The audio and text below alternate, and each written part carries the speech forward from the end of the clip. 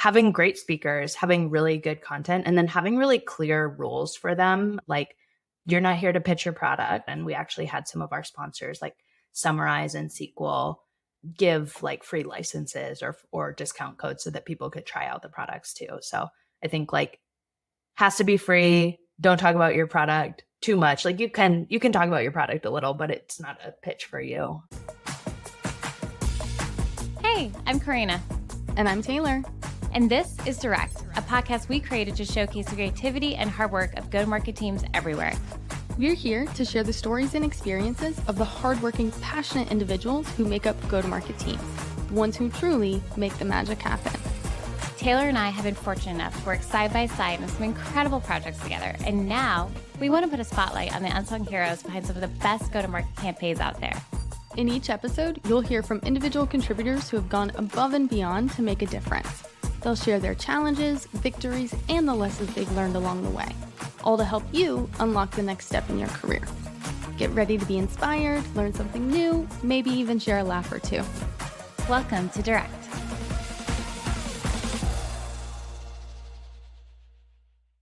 Hello, everybody. Welcome to another episode of Direct. I'm back here again with my co-host, Taylor. Hi, everybody. We are so thrilled because today we are joined by Molly Bruckman, Head of Growth Marketing at Mutiny. She was employee number 2, and she had been with Mutiny since the beginning, initially building up the CX org. And in an attempt to somehow get even closer to customers, she decided to become one herself. She's officially been a marketer for just about a quarter, and wow, Surv-ai-vor, what we're chatting about today, was a huge first project to tackle right out the gate. We'll certainly get into all that, but we also know that during COVID, you actually moved to Munich and have been loving traveling around Europe. So Molly, before we get into the campaign, what has been your favorite travel destination? What is like a tip you would share? I mean, I just love like living in Munich. I'm like central in Europe and it's so easy to get everywhere. It's like 2 hours by flight anywhere, which is amazing. I would say probably my favorite trip. This was like early in summer of 2021, right when like travel was opening up again. My husband and I went to Greece and we like went on a sailboat with just us and a Navy captain who like taught us how to sail. He certified us at the end of it. And we just like sailed around island to island, just us. And it was just the most incredible experience. And also like felt very safe because it was just like the two of us and this captain sailing around. So beautiful, not touristy. It was incredible. That sounds like straight out of a movie. That's incredible. Yeah. I have to put that one on my bucket list. Yeah, Definitely. for sure. Yeah. Well, as we get started, we always start these conversations off with one question in particular, and that is, Molly, if you had a magic wand, as I do here, if you had a magic wand and you could change anything about your role, Jungle. Yeah. If you could change anything about your role, the perception of your role, even something personal, what would that be? Oh, so I love living in Europe. Absolute dream. Always been a dream. But most of my team is in New York. And I just like love in-person time with them. Like the creative ideas that come from it, you can't get those by being totally remote. And so I wish I could have a little bit more of have it all of like be able to work in person and collaborate with each other more. We do get together usually 2 times a quarter still, which is great.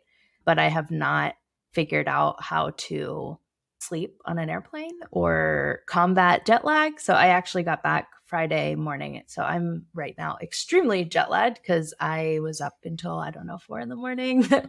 What I would change is somehow a speedier transportation between Europe and New York, or the ability to sleep on an airplane and be a normal human. I would second that. I can't, for the life of me, get comfortable on a plane unless I have like the entire aisle to myself and can lay out. Oh my God. I tried some ridiculous things too. I had the front part of the section where you have the wall in front of you. And I had some crazy positions. I was like going all the way down with my legs up against the thing. I tried turning around and kneeling and like kind of child's posing it. I couldn't make it work. Well, let's pivot then to this That's a very creative response that we're going to have to noodle on that. We're going to figure that out at the bottom of our conversation. But we also have a very creative campaign that I think really has taken over like the B2B community. Was so impressed with the concept behind this campaign. So before we kind of pick it apart and talk about the challenges and successes of it all, can you kind of explain to us what was the origin for this campaign theme and idea? Yeah, of course. Yeah. So Surv-ai-vor is a gamified AI educational experience with kind of like a B2C style incentive. So we had a $10,000 grand prize and actually added $1 to the prize pool for every person that signed up. So that was like attempt number one at driving virality, was like, we can grow this pool by adding $1 to that prize pool at the end. The campaign itself had 3 components: the premiere, the game, and the in-person finale events, which we just wrapped up. The premiere was like high-level thought leadership from CMOs, go-to-market leaders in the space, like Dara Tresder, May Habib, Maggie Hott from OpenAI. And so brought these like amazing women together. And actually, I think was all women in our premiere, which also very proud of. Actually, I don't think we had a single man on the panel at all, which we got a lot of praise for initially too, which maybe helped the continued sustentation of people joining subsequent events. So that kicked everything off, and then we had 3 more weeks of daily episodes where each episode had an industry thought leader that was coming in to teach how to use AI in a certain marketing discipline, followed by a challenge to apply what they taught in their episode to have people actually like learn how to do it themselves. And so that was kind of the main ways that you earn points for the game. And there were some other ways, like we had interactive product tours within the game portal for all of the sponsors. They each had a product tour you could do. We incentivized social sharing, we incentivized referrals. And so all of those things helped us with the virality of the campaign as well. And then we had our in-person finale event, which we brought everybody together in San Francisco and New York for kind of like a holiday party, wrap party, which was really, really fun. So the idea really came from just like a market pull for people being really curious about AI and afraid of AI in a lot of ways. There's a lot of fear on like, oh no, it's taking our jobs, or excitement and confusion around, we have to figure out how to use this, but nobody's really teaching how to do it. And so we saw really this whole of like, everybody was talking about this is important, you need to figure it out, but there wasn't people that were actually like teaching you how to do those things. So wanted to bring together some thought leaders and teach real workflows that marketers can apply to better themselves and learn that new skill. You mentioned virality being one of the big goals and hopeful outcomes out of such an interesting concept for an event like this, mixing together both in person and virtual and gamifying it. What other like goals did you set out to achieve? Because this is a huge undertaking. What else was the intent or the purpose behind the campaign? Yeah, so I think like most things in marketing, pipeline, right? Like that's the ultimate goal, is like we want to generate pipeline. And given the timing of the event being late October, that's the like feed us through the holiday season, right? When things get slower. And so the goal was like generate enough pipeline, both to cover, some of the events and goals for Q3, but also feed us into Q4 with deals and opportunities. Well, and I think that, the gamification aspect is one I would love to just spend a little bit more time on. I think that I love how you mentioned the B2C component a little bit earlier too. I think that's B2B has been trying to trend in that direction for a really long time, right? Like how can we engage our audience in a way that is the way, we get engaged with predominantly with the rest of our, lives with other brands. What was it, or who was your biggest proponent for the gamification concept? And what are some ideas maybe too that were like initially pitched that maybe didn't come through as well?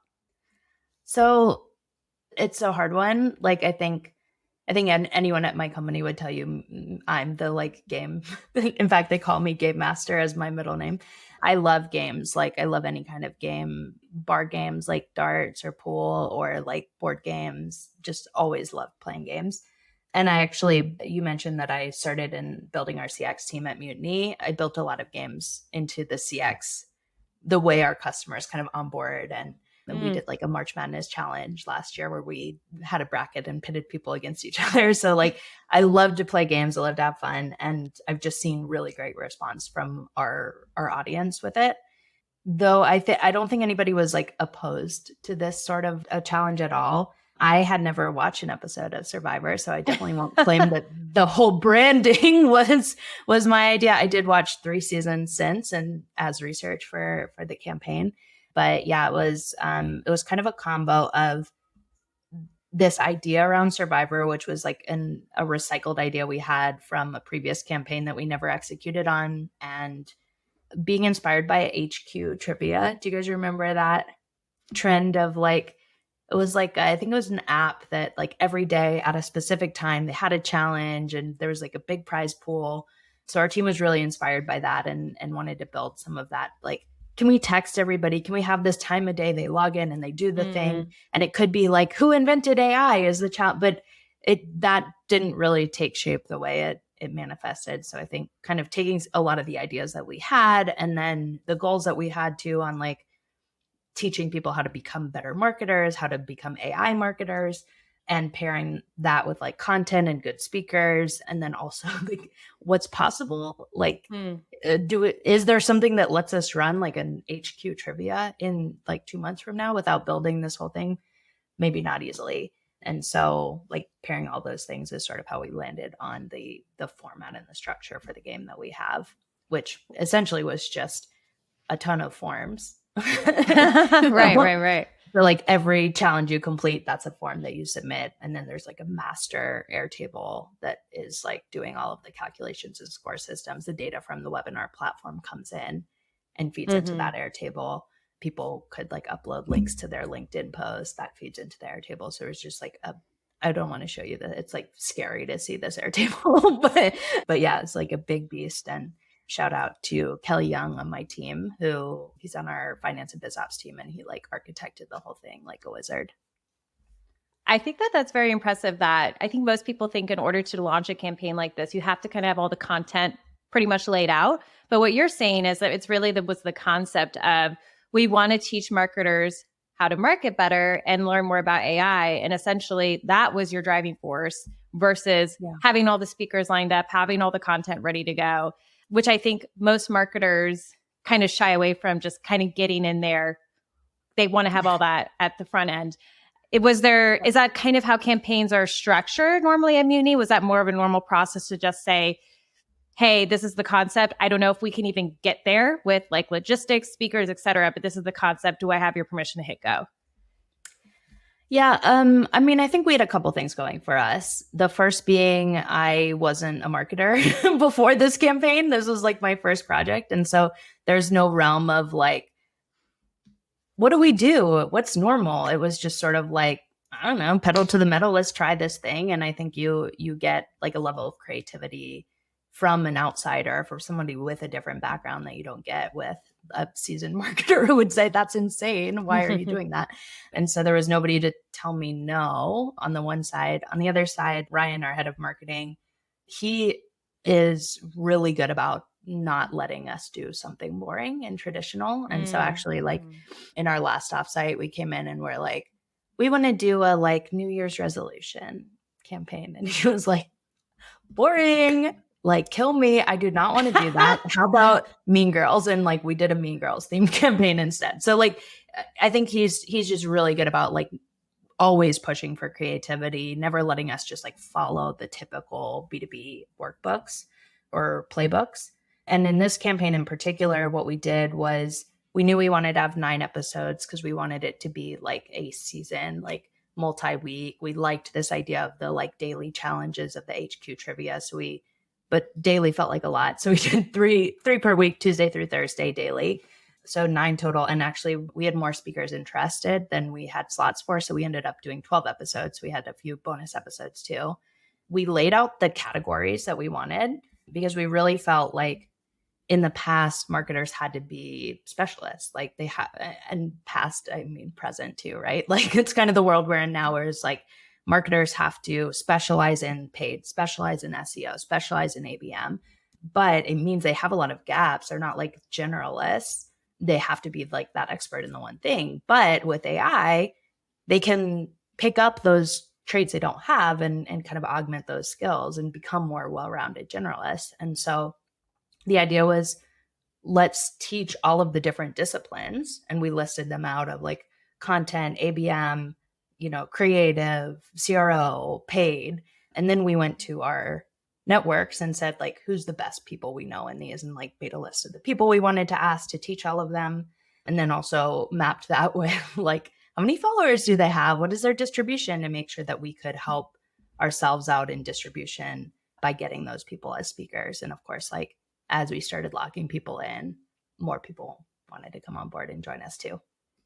I want to call out that I think a lot of people want to just get started with like a medium, right? So a live virtual event, a podcast, or whereas I think what you're describing is less of like a channel approach and more of just thinking like more like a media company.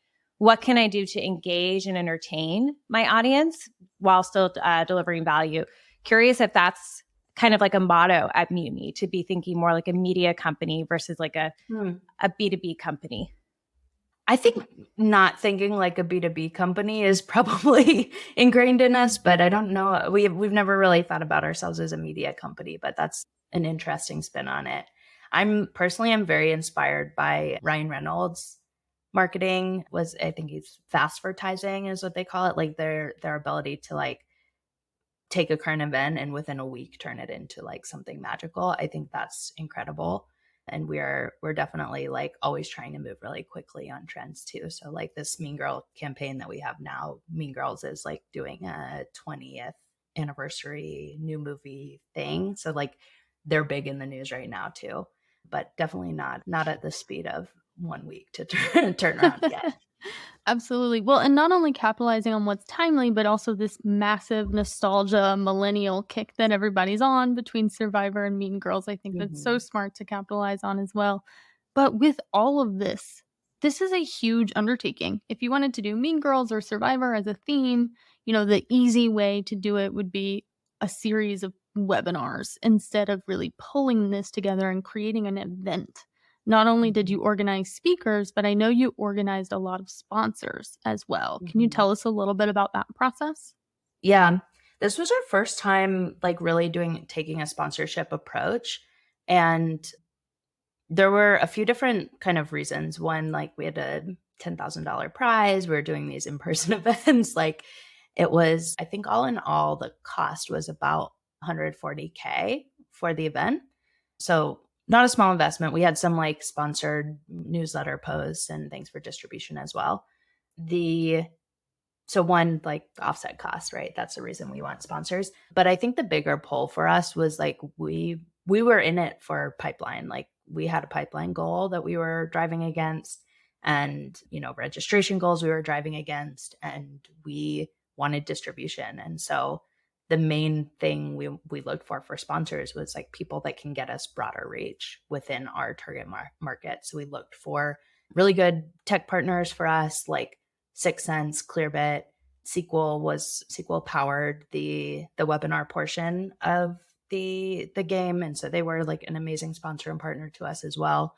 And Novatic was another really great partner, which was built the game portal as well, because Novatic as a sponsor gave all of the other sponsors product tours embedded within the game system that people could watch and then earn points for. So we had like really good partnerships where it added to the game at the same time as like helping both of us out. I really loved the speaker element too. It seemed like it was very creative. I think a lot of times when we're going to conferences or even just virtual webinars, it feels like a lot of rinse and repeat of stuff we've heard before. But just by the sheer nature, I think of the difference and how much this type of event stood out, because we just don't see stuff like this. To me, it made the content so much more engaging. I did want to tune in every day when it was live. I knew I could go back and do it later, and I did that too. But I did like have the excitement of wanting to experience it as soon as you released it. And I really loved the point takeaway afterwards. I mean, it felt like a true lesson, right? Like I felt like I was absorbing information, and then it was actually kind of being kinesthetic and putting it into action. Were you expecting to see the type of results that you did maybe for that portion in particular, right? Because that was just kind of like, if you wanted to get extra points to win this grand prize, you did have these types of elements where you could participate in that. I'm just curious, did any of those elements, like which one maybe stood out the most as far as what were people mostly doing? Yeah, I mean, I was definitely nervous about it. And I know you asked before about like not having the whole plan laid out once we got started. The first thing we did after we like created our list of who we wanted to teach was like started talking to those people, reaching out to them, talking about the idea and, you know, sort of validating it at the same time as like pitching them and asking them to speak as part of it. And some people were like, that's crazy. Like, don't do that. That'll never work. That's too much. 3 weeks is a really long time. That's like a big ask of people. So I was worried about that. But personally, like I hold a really high content bar. I worked with all of the speakers myself. I actually also did an episode of Survivor myself. So I did my own episode to figure out what it should look like with one of my customers from Pendo, Alexa Baltazar. So we were sort of our own guinea pigs. We like could make it all work first and then worked with all of our speakers to make sure that they had really, really good content, because that's like, I will die on a sword for bad content. Like I'm not going to stand behind bad content.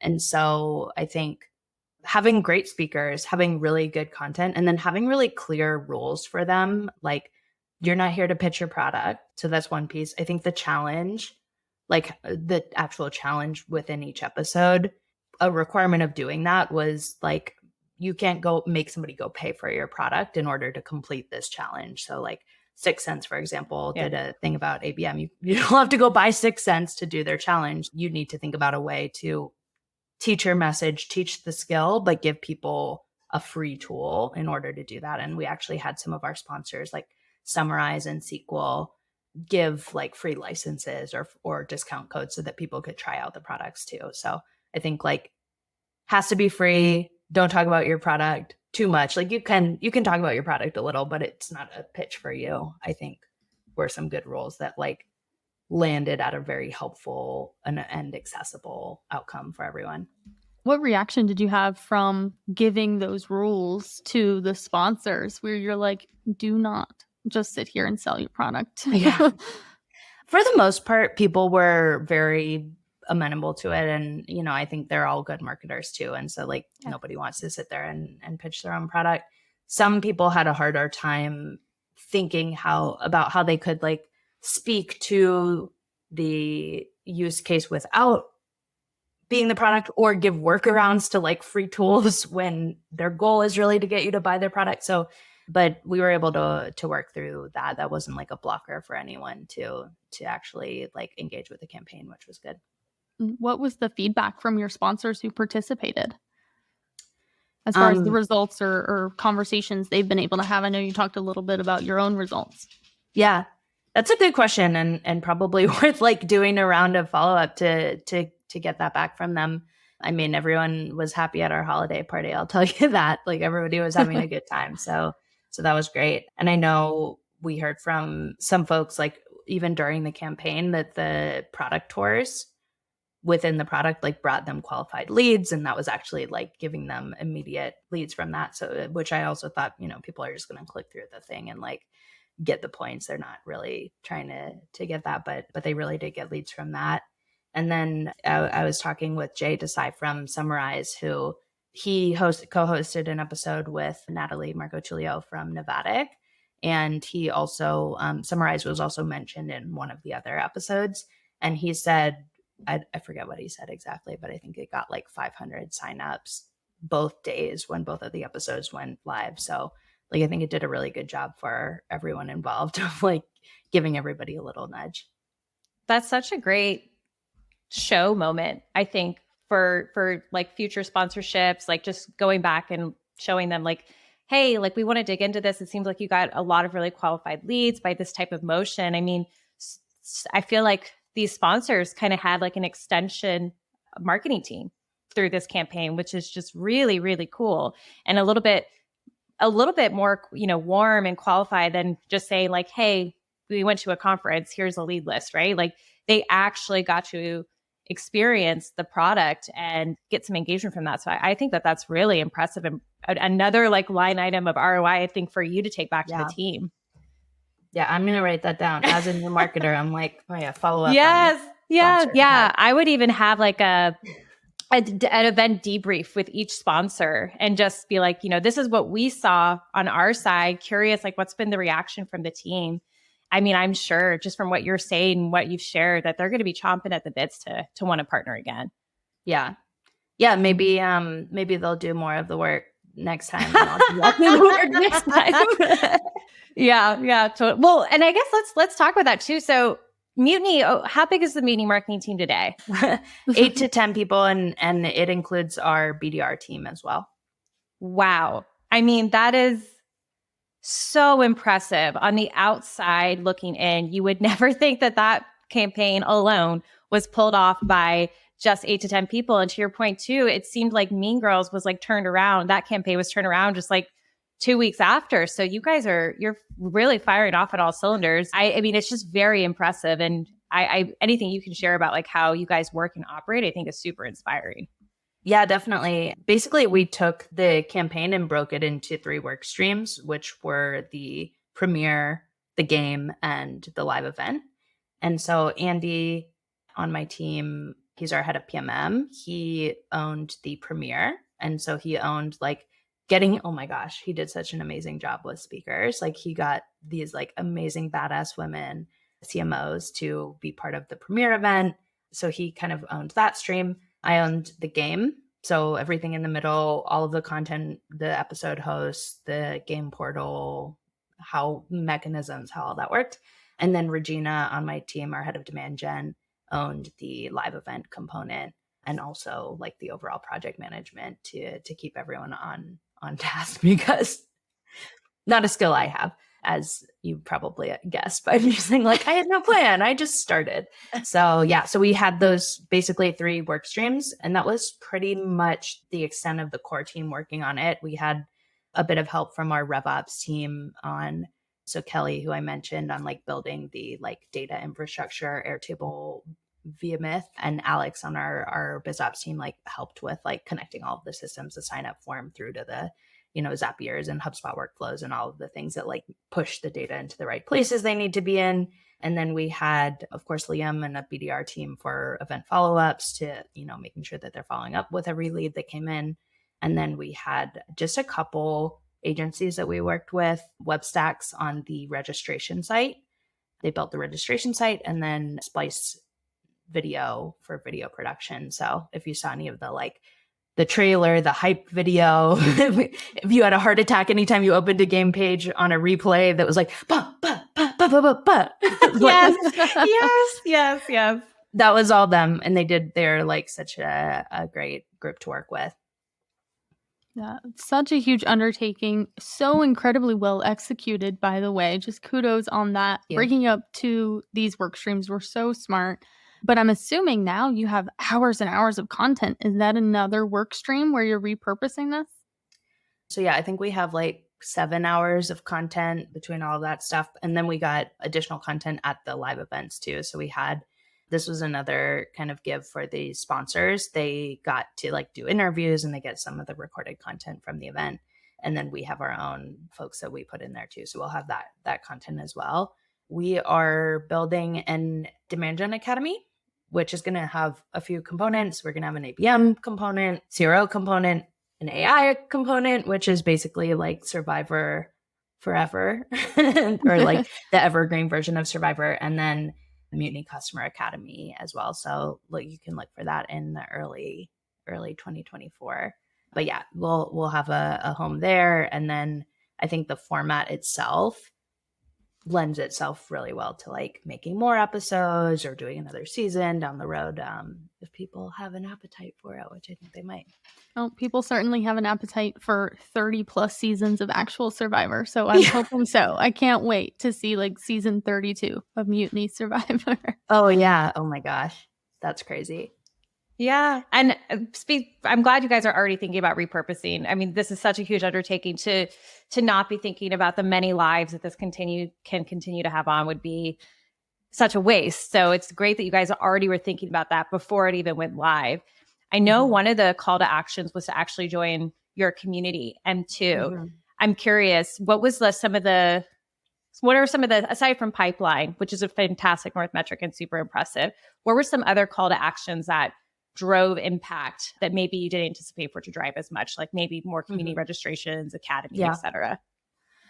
Yeah. So the M2 community, that's also, I manage that community. So another one of my projects and little passion projects there. But I was trying to think about ways to like create some sort of like flywheels between M2 and the game itself. And definitely like we saw a big insurgence of applications and new members coming in with the episodes, and in particular like certain episodes we were talking about M2.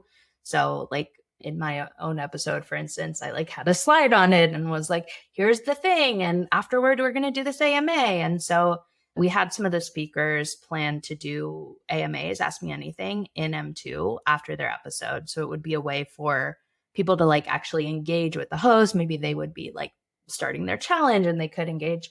I'd say that's one of the like lessons learned that didn't work.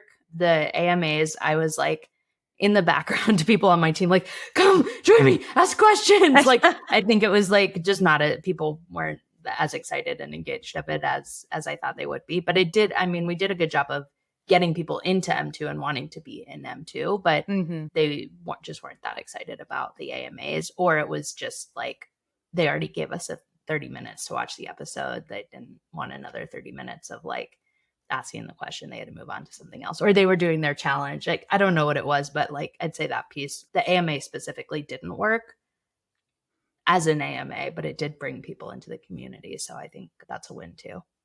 Yeah, for sure. Well, I think this is a case of like, you already had so much going for you with this campaign that you just didn't need an extra element. Yeah. But to your point, I'm glad that you still found another way to drive value from that too. Yeah.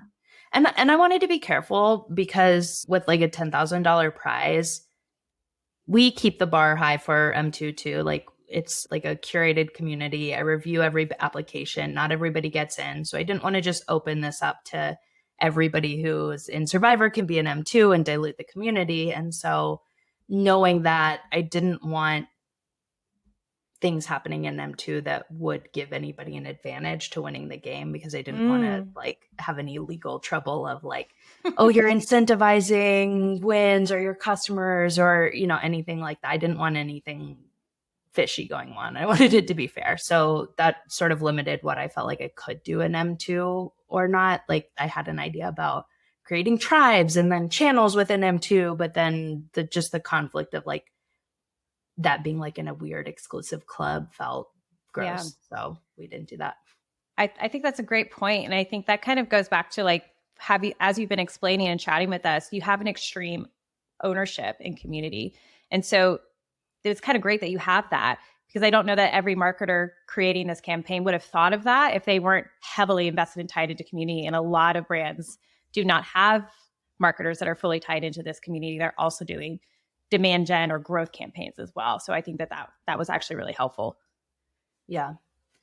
And it was fun to have the members there. It was a distribution channel for us too, that I could say like, hey, come check out episode 4 happening today. It's me, you know, come hang out.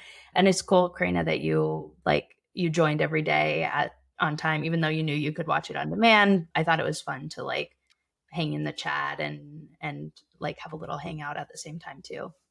Totally. Well, I mean, Molly, just kudos to you.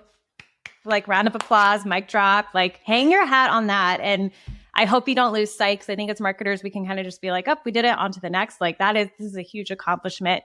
You pulled it off and it was very incredibly successful. So just well done. Thank you so much. Yeah. Well, Molly, before we let you go, you had a question. We had a question for you that you answered at the top, which is, if you had a magic wand and you could change anything in your life, what would you change? And I am really struggling here to give you a response back, as I usually do. But you said that if you could, your magic wand would be to be with your team more, because you recognize the power in being in person, and that you love travel, but the time that it takes to get there is a hindrance. I don't have a great answer. I'm usually more proud of my answers than I am for this one. But I was thinking about the successfulness of this campaign and the gamification of it. I'm wondering if you can start to do like little micro campaigns within your community for like random ideas, like problems that we all face, challenges that we all face. And certainly marketers are challenged with not being with their team in person a whole lot. So I wonder if you could even like do a micro campaign around like common marketing challenges like this one, where people submit ideas and creative briefs that Mutiny will then sponsor and try out on behalf of like that winning idea. I love that. That is so fun. Oh, good. Okay, great. Or what about you can find a different marketer that's nearby? If you can build your own team, go find your closest marketer in your area and they're your new team. And you could sponsor that at like a coffee date or a lunch date on behalf of Mutiny. And then they come back to Mutiny with like, hey, I did meet with the marketer and here's what we came up with. Yeah, I love that idea. Wow, awesome. You're solving all my problems. No, not even close. But yeah, I'm glad. I was worried about that. I'm glad you like that. Very cool. Well, thank you guys so much. It was great chatting with you. It was so great chatting with you, Molly. We cannot wait for everything that Mutiny is going to produce next. So thank you for joining our show. We'll be sure to link to where people can find you, Molly, on LinkedIn. We'll be sure to link to the Surv-ai-vor Challenge as well. And M2 Community too, if anybody's interested in just checking out as well. Amazing. Thanks, Molly. Thanks. Thanks for listening to this episode of Direct with Corrina and Taylor. If you enjoyed what you heard in today's episode, please give us a follow, maybe even a 5-star review, wherever you listen to your podcast.